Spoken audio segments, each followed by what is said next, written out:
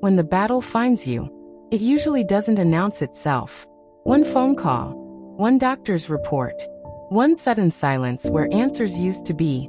Life's battles often arrive when you are already tired, already stretched, already wondering how much more you can take. At night, when the noise fades, fear speaks the loudest. You replay mistakes, imagine worst-case outcomes, and feel trapped between yesterday's pain and tomorrow's uncertainty.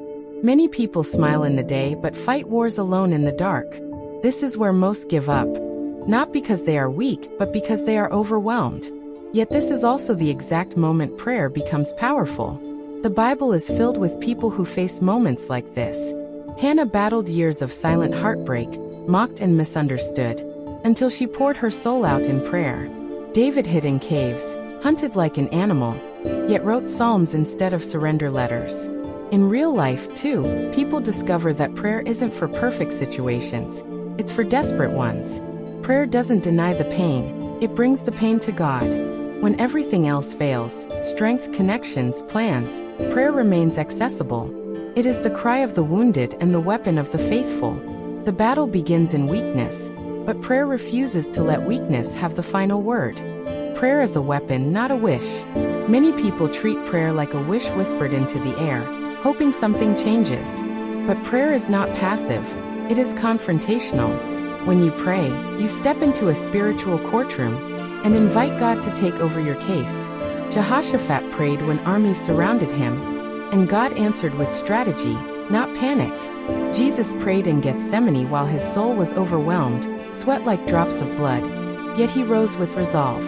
In real life, prayer shifts something inside you before it changes anything around you. Fear loosens its grip. Faith gains a voice. You may still be in the storm, but you are no longer drowning. Prayer trains you to fight differently. Instead of reacting emotionally, you respond spiritually. Instead of rushing ahead, you wait for divine direction.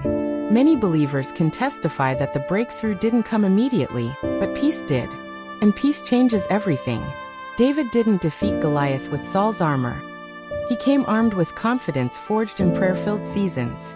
Likewise, prayer may not remove the battle instantly, but it equips you to face it boldly. What once intimidated you begins to shrink. What once felt impossible becomes manageable.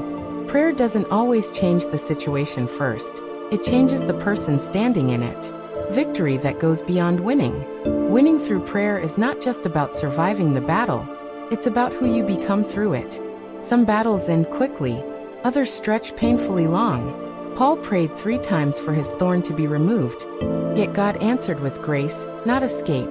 In real life, many victories look like endurance, not instant relief. Prayer teaches you to trust God's process even when you don't understand His timing. Over time, prayer deepens your faith, sharpens your discernment, and anchors your identity in God rather than outcomes. The battle may leave scars, but prayer ensures those scars become testimonies, not regrets. At the end, the greatest victory prayer gives is relationship. Battles come and go, but intimacy with God sustains you for a lifetime. When you pray, you are never fighting alone. God goes before you, stands beside you, and strengthens you from within. Many people look back and realize the battle that almost broke them became the place they truly met God. Prayer turns pain into purpose and fear into faith. So don't wait for the fight to end before you pray. Pray until the fight loses its power, because a praying believer may be shaken, but will never be defeated.